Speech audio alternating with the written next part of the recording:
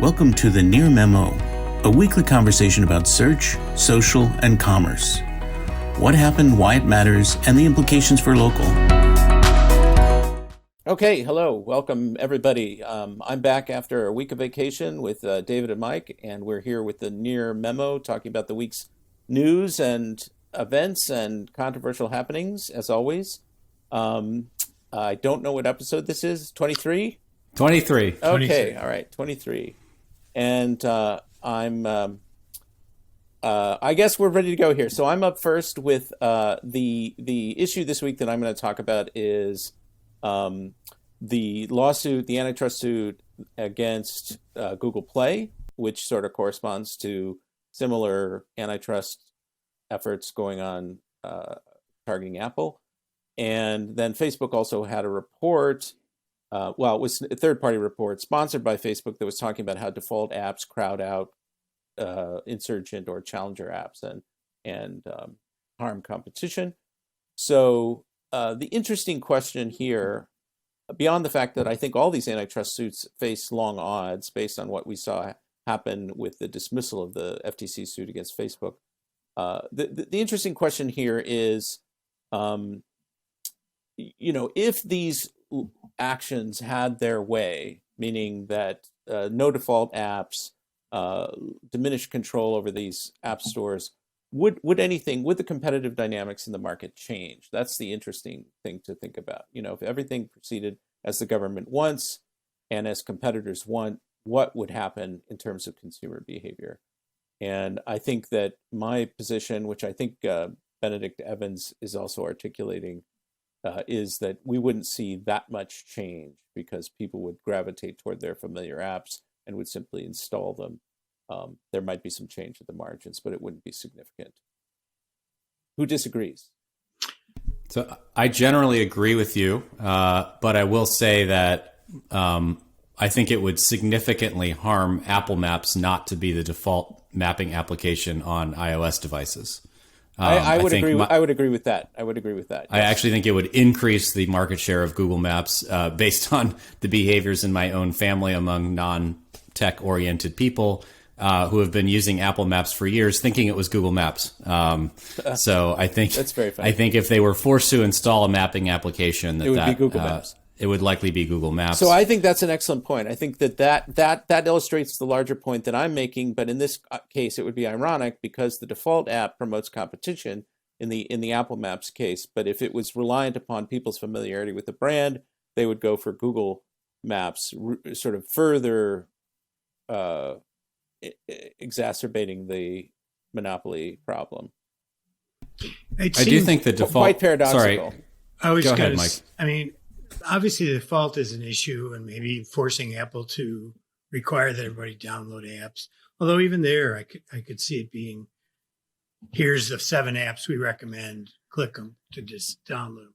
I mean, ultimately, the problems the FTC ran into, one, they dealt with some of that this last week by voting to be to make it easier to do antitrust enforcements with this 3-2 partisan vote, to make it easier to allow staff to research it and to allow it to be brought forward without the need for a judge.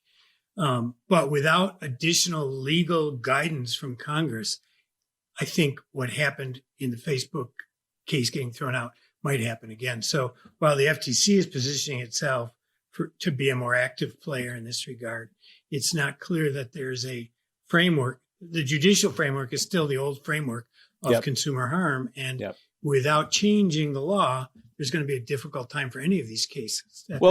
Presumably the 5 or 6 antitrust bills that have made it out of the House or made it out of committee and will pass with varying degrees of enthusiasm start to do that. I mean, I don't have them in front of me, but I think that they start to create a different analytic framework. But I agree that I think the court is operating under a kind of an outdated way of looking at antitrust. Right. It's certainly, our trust theory is getting closer to Europe and closer to it was in the 50s and 40s.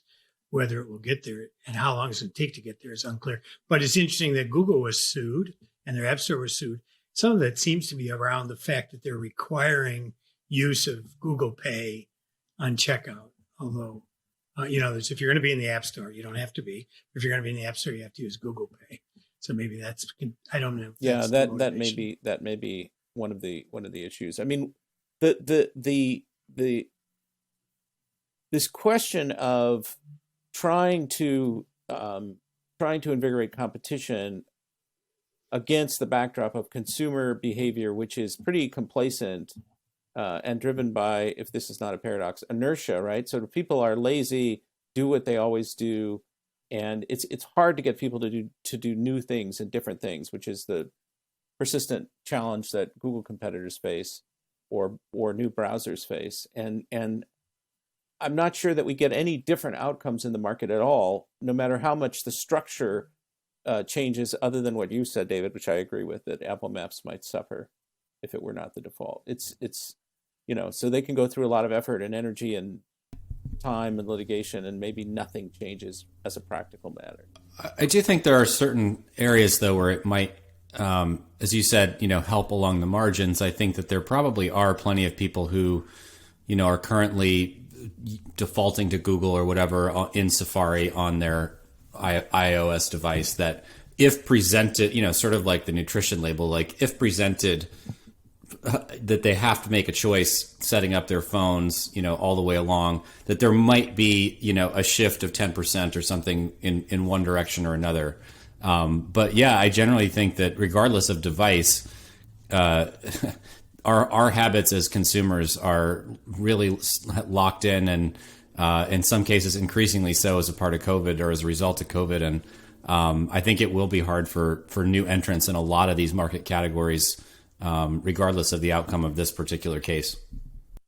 So speaking of search, not exactly, but sort of, Mike, you wanted to talk about the new Yext data hub that was launched earlier this week, or maybe late last week, that shows a bunch of data about activity going on their network and Google. So they released what they call the Search Data Hub at yext.com/search-data-hub. And I just thought it was obviously it integrates Google listings with their network listings, which that part of it, their search network, I looked at that data and couldn't quickly make heads or tails of it. Well, that's a bunch of third-party apps and directory sites. And it just didn't make sense. But the Google data is interesting because they have data on 678,000 businesses in the United States, 580,000, I think it was. And they track the data that comes out of the GMB insights, which, in and of itself isn't totally accurate, but it's directionally accurate.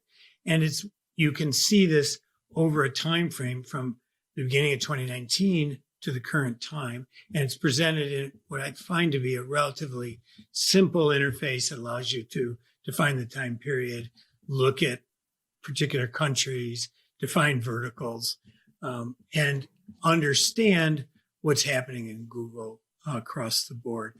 So what I thought was interesting was when I went into the United States only and looked at like clicks or queries rather. Hang on, let me bring it up.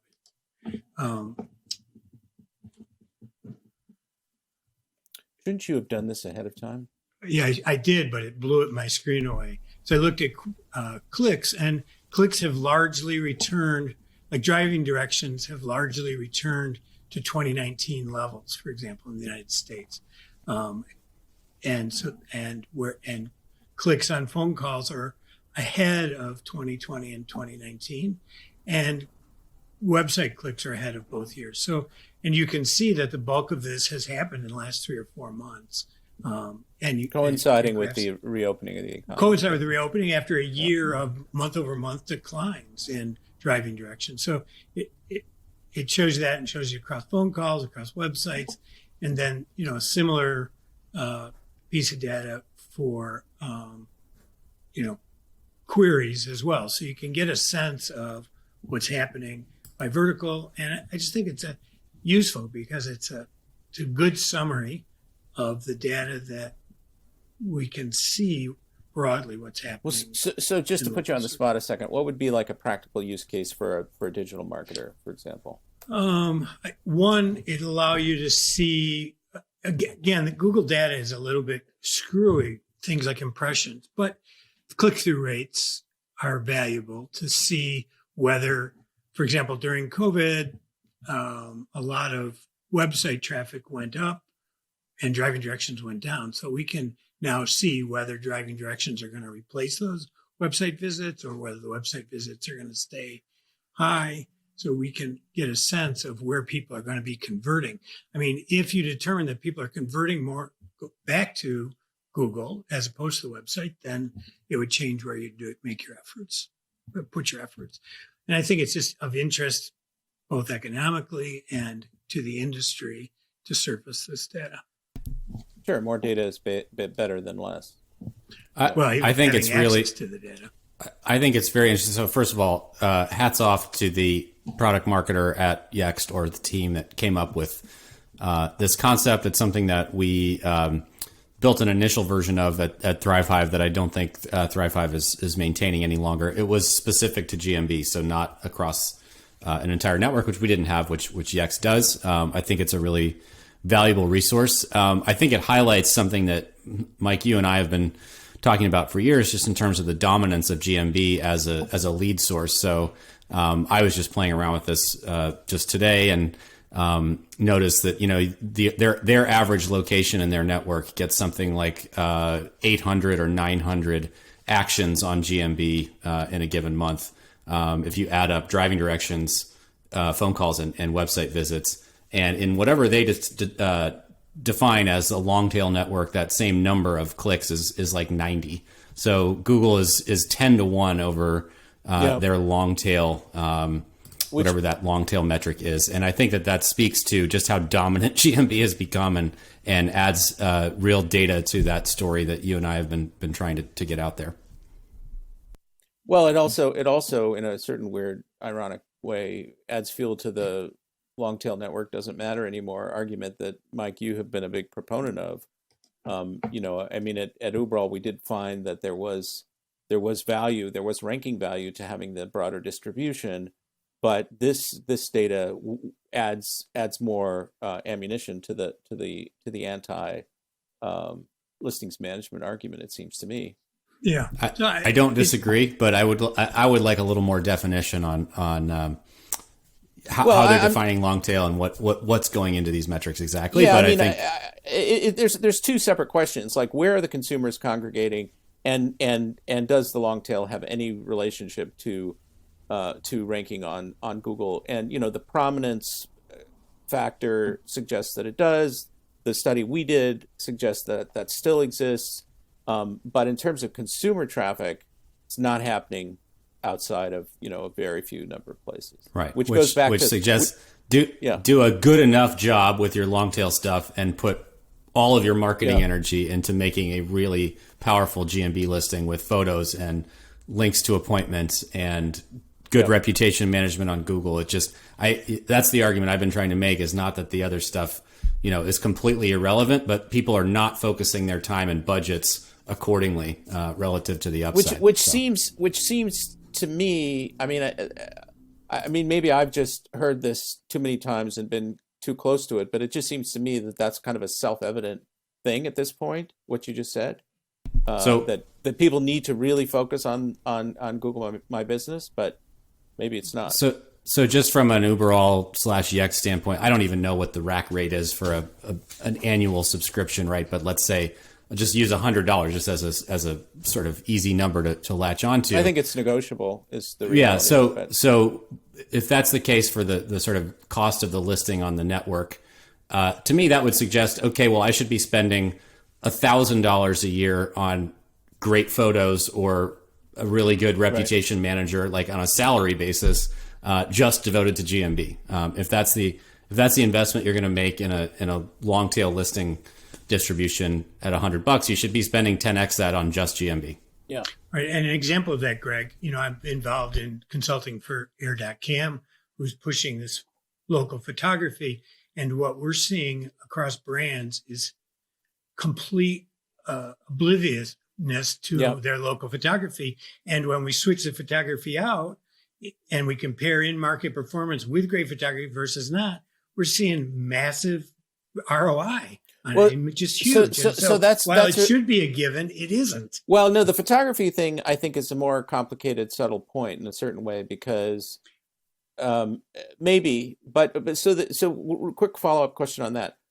So there's the idea of consumers responding more to better photographs, better images, and then there's the idea of the algorithm and Google responding to that. Are you making any distinction between those? I hesitate to go there. Everybody wants that. To me, everybody wants you to go there. Everybody wants me to go there. There's enough positive. Go there, Mike. Go. There's enough positive uploads that it doesn't matter how it happens. There you go. There you go. I mean, we're seeing, just greater click-throughs, greater exposure, everything. So whether it's happening because more people are clicking, or whether it's happening, click-throughs are a function of visibility, which is a function probably of the the algorithm that's rewarding good photography on some level, right? Right. And delivering photographs that meet the query intent seems to help, right? So interestingly, now Moment Feed was acquired by Uberall, of course, and I couldn't say anything when we were having that initial discussion. But Moment Feed has been using AirCam, and they said that they're getting really positive responses from customers from that. Right.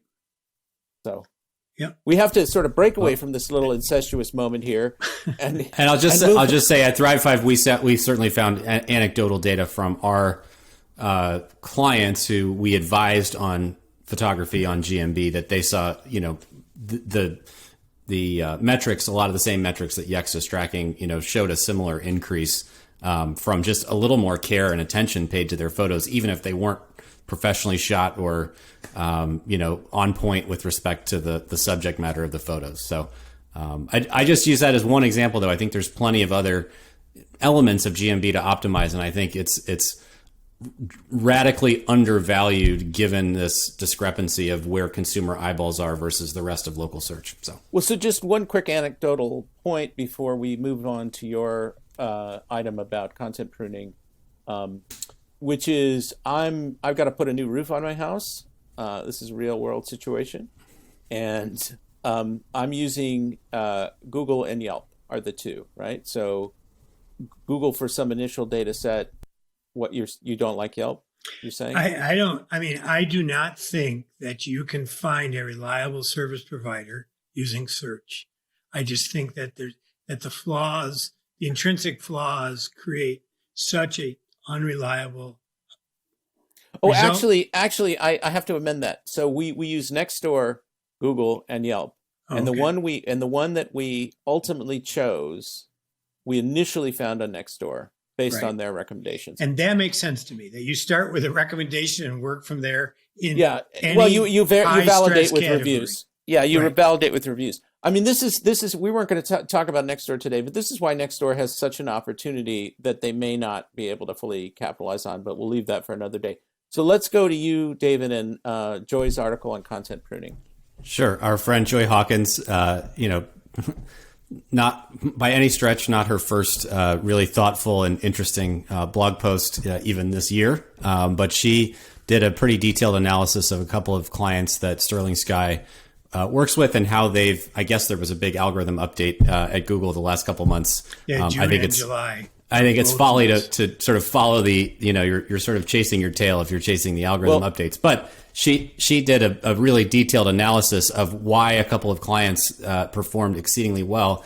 And I thought really interesting of note that one of their GMB locations where they don't actually do any work actually declined a little bit, but that the client's organic performance was a substantial improvement as a result of these two updates. And she highlighted a couple of things that I think are really underrated, undervalued, very traditional SEO strategies. There's been a sort of misguided mantra for a lot of content marketers and SEOs as a result to just, hey, we need a piece of content about X keyword, and more content targeting more keywords is going to get us more traffic. And that to me misses a huge piece of the algorithmic puzzle, which is Google's, whether you call it like crawl equity or whatever, like the strength of your domain, can only filter down to so many pages. And especially if you're a small business that's not the New York Times, which has a direct pipe into Google or whatever, and you're going to rank instantly for long tail keyword content. As a small business, you're much better served focusing on a smaller number of pages that are really great pages, really deep pages. Mike, you called them in our sort of, prep work for this podcast, sort of hub pages, demonstrating really deep expertise. And so Joy has mentioned that she's been going back with these clients that are doing well in these last two updates and sort of pruning old content, consolidating old content, repurposing older content. And that she theorizes that's one of the reasons that these clients are performing better. And one of our friends, Andy Crestadina from Orbit Media, has been promoting this theme for a long time as well. I just think we've got to start pushing back against this more content is better, kind of trend that has seemed to me to have taken over content marketing and SEO for the last several years, and realize no, actually, good content is better.